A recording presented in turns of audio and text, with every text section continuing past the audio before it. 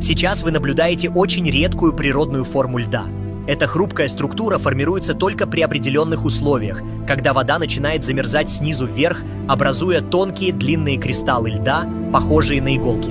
Всего одно прикосновение, и вся эта ледяная поверхность рассыпается на сотни мелких осколков, благодаря чему это явление и прозвали «игольчатый лед». В комментариях пишут, что это невероятно похоже на леденцы, и многие хотят попробовать.